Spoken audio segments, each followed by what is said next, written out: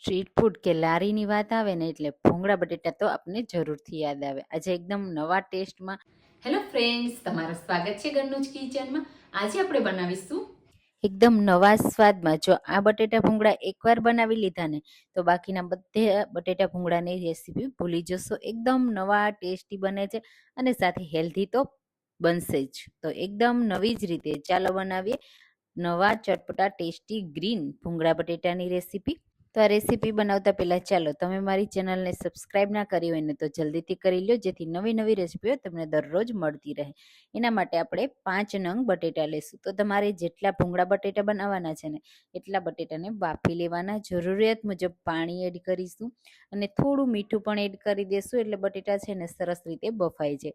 હવે કુકરની ઉપરની લીડ લગાવી અને 4 વિસલ થાય ને ત્યાં સુધી આપણે એને બાફી લેશું. તો કુકર છે ને એને આ રીતે મેં હલાવી લીધું છે, એટલે મીઠું છે ને એ સરસ રીતે મિક્સ થઈ જાય.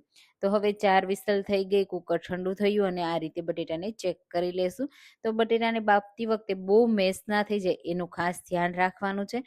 અને હવે બટેટાની છાલ પણ મેં ઠંડા કરી કાઢી લીધી છે. તો આવી રીતે છાલ કાઢ્યા પછી આપણે એને તમને જેવા શેપમાં પસંદ હોય ને એ રીતે કટ કરવાના. તમે બેબી પોટેટો એટલે કે નાના બટેટા આવે ને તે પણ લઈ શકો છો, તો તમારે આ રીતે કટ નહીં કરવા પડે, ડાયરેક્ટ યુઝ કરી શકશો. હું અહીંયા એક બટેટામાંથી 8 નંગ જેવા આ રીતે ટુકડા કરું છું. તો તમે ભૂંગળા બટેટા આવા ગ્રીન ક્યારે બનાવ્યા છે કે ને મને કમેન્ટમાં જરૂરથી કહેજો. અને મારી રેસીપી તમે કઈ સિટીમાંથી જુઓ છો ને એ પણ મને જરૂરથી કહેજો, જેથી હું તમને થેન્ક યુ કહી શકું. તો આ રીતે બધા બટેટાને આપણે કટ લગાવી દઈશું. તો મોટી સાઈઝના ટુકડા રાખ્યા છે, એકદમ નાના પણ નહીં, ભૂંગળામાં આવે એ રીતે આપણે ટુકડા કરવાના છે. હવે બટેટાને સાઈડમાં રાખીશું. ત્યાં સુધીમાં એક સ્પેશિયલ મસાલામાં લસણ, આદુનો ટુકડો અને આ ભૂંગળા બટેટા છે ને એને આપણે ગ્રીન કલર આપવાના છીએ. તો તીખાસ મરચાંથી જ આવશે. તો મરચાં મેં અહીંયા 2 નંગ એડ કર્યા છે, સાથે ફુદીનો. એનાથી જ આ ભૂંગળા બટેટાની એકદમ નવી ફ્લેવર આવશે. સાથે લીલા ધાણા અને જરૂરિયાત મુજબ પાણી એડ કરીશું. અને હવે આ રીતે મિક્સર જારનું ઢાંકણ બંધ કરી એકદમ સ્મૂથ પેસ્ટ બનાવી તૈયાર કરીશું. તો આ જે ભૂંગળા બટેટા છે ને એકદમ નવા સ્વાદમાં તો થશે પણ બહુ ટેસ્ટી એવા લાગશે. તો આ પેસ્ટ તૈયાર થઈ ગઈ ને તો હવે આપણે બટેટાની આ રીતે કોટ લગાવીશું, એટલે કે એક લેયર તૈયાર કરીશું, જેનાથી ભૂંગળા બટેટાનો સ્વાદ બહુ સરસ આવશે. એના માટે આપણે એમાં તેલ લગાવીશું, સાથે સ્વાદ પ્રમાણે મીઠું. બાફતી વખતે પણ મીઠું એડ કર્યું છે તો એ રીતે એડ કરવાનું. અને તૈયાર કરેલી ગ્રીન પેસ્ટ એડ કરીશું. મેં 3 ચમચી જેટલી એડ કરી છે. થોડી પેસ્ટ છે ને એ વધારે જ એડ કરવાની, એટલે સરસ એવો ટેસ્ટ આવશે. આ રીતે મિક્સ કરી દેશું. જો બટેટા બહુ વધારે પડતા બફાઈ ગયા હશે ને તો તમે આ રીતે મિક્સ કરશો ને તો તૂટી જશે. એટલે બટેટા બાફતી વખતે પણ ખાસ ધ્યાન રાખજો, ઓવરકુક ન થવા દેતા. આ રીતે સરસ આપણે બટેટાને મસાલાથી મેરિનેટ કરી લેવાના, એટલે ફ્લેવર બહુ સરસ એવી આવશે. હવે આપણે એને થોડી વાર માટે સાઈડમાં મૂકીશું અને જે આ ચટણી વધી છે ને એનો પણ આપણે યુઝ કરીશું. હવે આપણે ગ્રીન કલર આપવા અને હેલ્ધી બનાવવા માટે પાલકનો ઉપયોગ કરવાનો છે. તો અહીંયા પાલકને મેં કાચી જ લીધી છે. અડધા બંચ જેટલી પાલકને સરસ રીતે પાણીથી ધોઈને લીધી છે. તો અહીંયા જો જરૂર લાગે ને તો તમારે બ્લેન્ડ કરતી વખતે થોડું પાણી એડ કરવાનું અને આ રીતે બ્લેન્ડ કરી લેવાની છે. હવે આપણે સ્પેશિયલ વઘાર તૈયાર કરીશું. એના માટે પેનમાં 1 ટેબલ સ્પૂન તેલ એડ કરીશું અને તેલ ગરમ થાય ને એટલે એમાં અડધી ટીસ્પૂન જીરું એડ કરીશું, થોડી હિંગ એડ કરીશું અને તૈયાર કરેલી ચટણી જે આપણે પહેલાં બટેટામાં મિક્સ કરી છે ને એ ચટણી અહીંયા વધે ને એ એડ કરી દેવાની. એનાથી સરસ એવી ફ્લેવર આવી જશે. બધા મસાલા સરસ એવા કૂક પણ થઈ જશે. તો આ રીતે ગેસની મીડિયમ ફ્લેમ ઉપર જ આપણે આ મસાલાને સરસ રીતે સાતળી લેવાનો છે. તો આ રીતે થોડી જ વારમાં તેલ સરસ એવું છૂટું પડવા લાગશે. તો તમને જેટલી તીખાશ જોઈએ ને એ પ્રમાણે લીલું મરચું તમારે એડ કરવાનું છે. અને હવે જે પાલક આપણે એડ કરીને રાખી છે ને તે એડ કરી દઈશું.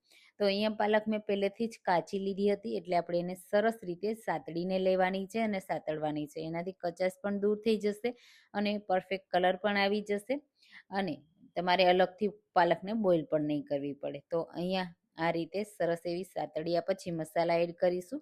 તો મરી પાવડર અને સ્વાદ પ્રમાણે મીઠું. તો આપણે પહેલાં પણ મીઠું એડ કર્યું હતું, મસાલા ટાઈમે પણ એડ કર્યું છે, તો એ રીતે એડ કરવાનું.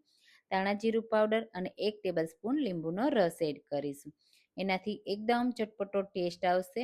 હવે બધા મસાલા જે એડ કર્યા છે ને એને પણ સારી રીતે સાતળી લેશું. તો આ રીતે બધા મસાલા સરસ રીતે સતળાઈ જાય ને ત્યાં સુધી આપણે એને કૂક કરવાનું છે. તો હવે મસાલો સરસ રીતે સતળાઈ ગયો છે. તમે જુઓ તેલ પણ છૂટું પડી ગયું છે. હવે જે આપણે બટેટાને મેરિનેટ કરીને રાખ્યા છે ને તેને બધાને મસાલા સહિત એડ કરી દઈશું.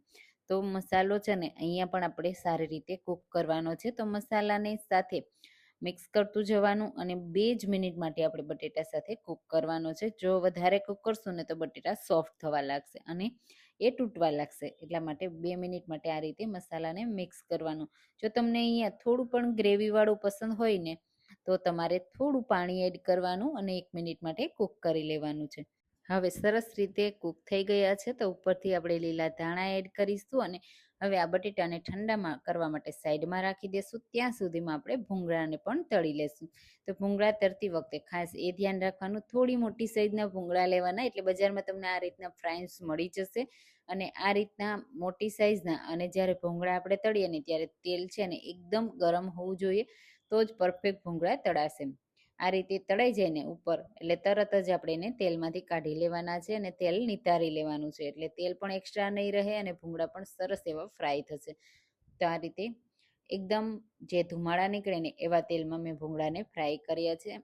હું અહીંયા થોડા થોડા જ એડ કરું છું. એકસાથે વધારે એડ કરીએ ને તો એ બળી જાય, એટલા માટે થોડા થોડા એડ કરતા જવાના, આ રીતે કાઢતા જવાના.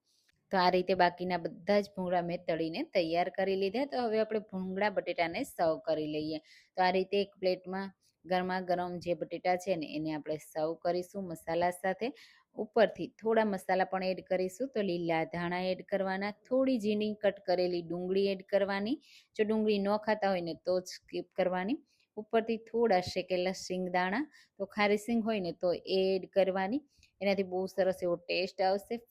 થોડું લીંબુનો રસ એડ કરીશું અને સાથે ભૂંગળા પણ સર્વ કરીશું. અને એકદમ સુપર ટેસ્ટી, લારીને પણ ભૂલાવી દે તેવા ભૂંગળા બટેટાને એન્જોય કરીશું. તો તમને આજની આ એકદમ ટેસ્ટી નવી હેલ્ધી ભૂંગળા બટેટાની રેસીપી કેવી લાગી મને કમેન્ટમાં જરૂરથી કહેજો, ને એકવાર આ રેસીપી જરૂરથી ટ્રાય કરજો. ચાલો ફરી મળીશું નવી રેસીપી સાથે.